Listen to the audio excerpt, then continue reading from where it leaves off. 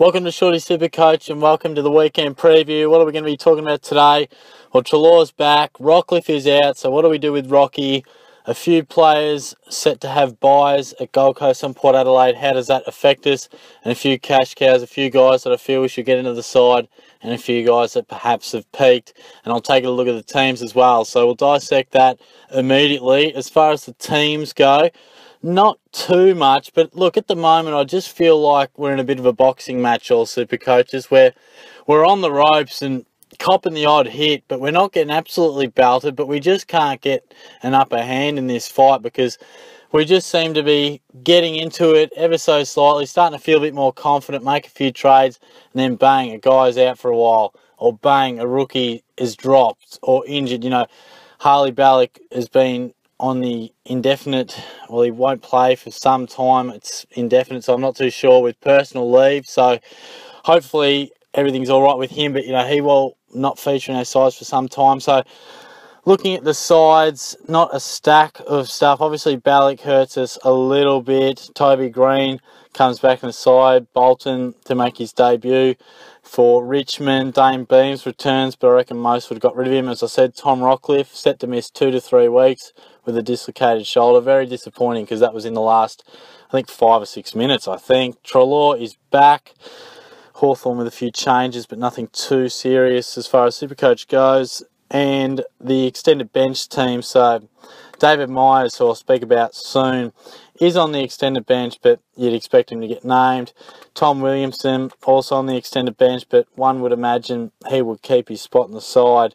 And as for Melbourne, nothing too serious, or for North Melbourne there, really. So I think the real big reasons and talking points that people will be discussing at the moment is perhaps the transition of players and keeping your head above water, because it is quite difficult. We just haven't quite got a good feel on this season. It's been a bit of a shocker so far. I think everybody's been hit at some stage, whether it's been gone, whether it's been underperforming rookies, underperforming premiums, guys being dropped and when you don't expect it, and out of form players. It's just a bit like the AFL season itself. It's been so hard to predict, and we really have taken a severe roller coaster. So I'm going to talk about Sam Powell-Pepper first, and I think it's time for him to go, obviously with the bye, but he has been reasonable for us, a very popular pick. Probably we thought he may average a little bit better than his 67.7 there, but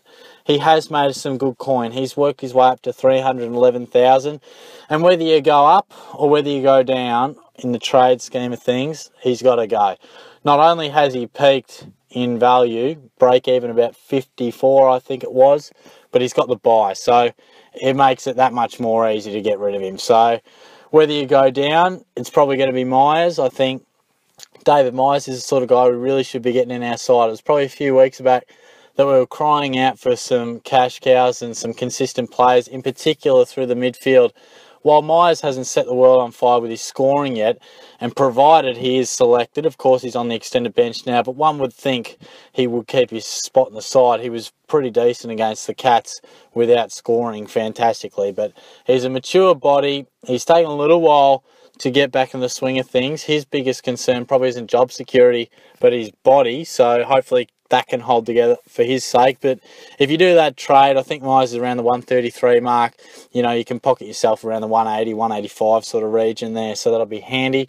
And if you're going up, which I will probably do, but now that Rockliff's out, it doesn't really matter. I'll be getting a premium midfielder in and a cash cow in Myers in, regardless of which one paves the way for that player. But I think Dangerfield is looking the goods to be picked up. I mean, Pendlebury has continued to struggle and he's cheap, but again, I mean, it's so hard with these players at the moment because they're not quite performing as well as we would like. Guys like Joel Selwood is on the drop, Dustin Martin, Rory Sloane is dropping at a rapid rate, but I think any player like that, we know their guns, and yes, they've had a couple of quiet weeks, but you would just like to think, maybe it's not this week you bring them in, maybe you pocket the cash, but I think at this stage, those guys, whether it's this week or next week, depending how desperate you are to bring in the player to avoid a zero possibly, then they are pretty good options. And look, if you're trading up from Powell-Pepper,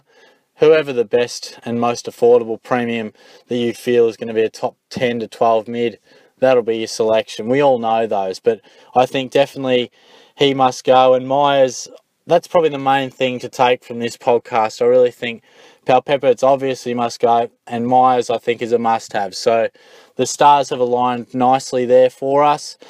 For myself, my team, my hand has been forced a little bit. Rockliff, look, he'll miss the 2 weeks. Then Brisbane have the bye. So the 2 to 3 is definitely going to be 3. So I guess, 2 weeks, then the bye. The bye sort of helps. It sort of doesn't. The fact is that we only need to have 18 scorers so you can afford to carry him.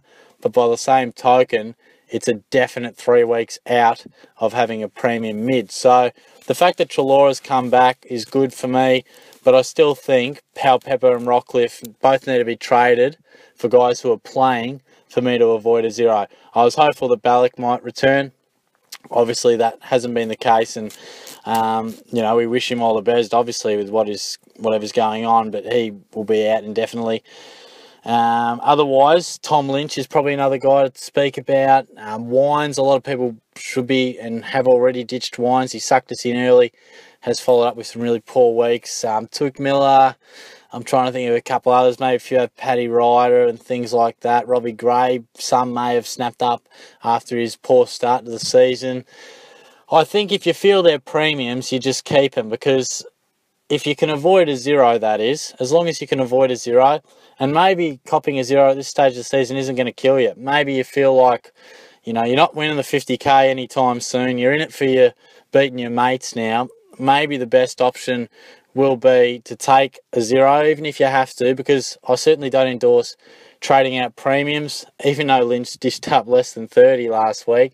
But the fact is, while it'll be a bit of short-term pain with copping a 0 or having just a few players out when some of your mates may not, when the bye rounds do come in, which is in a couple of weeks, as I said, all of a sudden those players are actually going to benefit you because they've had their bye. They'll play through the whole 3 weeks. So as long as you don't have too many, if you have 1 or 2, then I think you should be able to cover it. And then all of a sudden those 1 or 2 guys will be really, really positive for you through the bye round. So there's a couple of things to think about there. But other than that, hopefully all you guys had Nick Newman still. If you didn't have him on the field, then look, as you know, you would have seen my presser. Comes down to a little bit of luck depending on your availability, and the fixture didn't do us any favours on this occasion. So hopefully you've all kept him, because he's going to be absolutely beefing up in price very, very nicely off that 151. So that'll be good.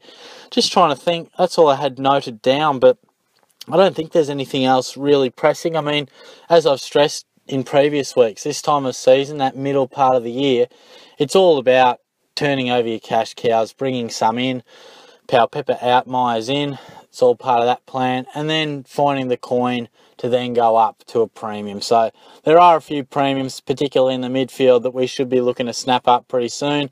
The likes of Martin, Selwood, Dangerfield, Sloan and the like, the ones I mentioned before, and there's probably a couple of others that I just haven't looked at as closely. So look, I think there are a few things to think about. Hopefully you guys are set up nicely for this round coming up, because it has been tough. We have been hit with not a massive round where we've just gone, this is absolute hell, at least from the teams, but we've just been dealt out consistent blows and just consistent hits where we've been forced to make changes and trades rather than trading on our own desires and our own plans. So it does make it a bit difficult. Ideally, this week I would have brought in Dangerfield for Powell-Pepper and then just gone Parfitt down to Myers. I won't be able to do that. I'll still be able to bring in Myers and Dangerfield, and whether it matters too much, we'll have to wait and see. But again, your plans get thrown out a little bit on injury and sometimes selection. So all the best for this week, guys. I hope you have a good one. I'll be back on Monday with the press conference. Also, hopefully you've realised I've been doing a 3rd video most weeks. Last week I checked out the David Mundy goal and how the Tigers managed to blow that. Otherwise, I'll be having a bit of shorty say. There's always plenty of topics, so be sure to check those out, because while my SuperCoach videos are pretty much only relevant for the week, I feel like those shorty says ones can be stuff we can revert back to, and depending if it's conversational at the time, can always be valid. So all the best for your week in SuperCoach. Give us a comment, give us your thoughts on everything SuperCoach, give the video a like, and subscribe to the channel by all means. Very close to 850, nearly we'll get to the 900 hopefully throughout the mid part of the season, so looking forward to that. So thanks for being on board. I'll catch you guys soon.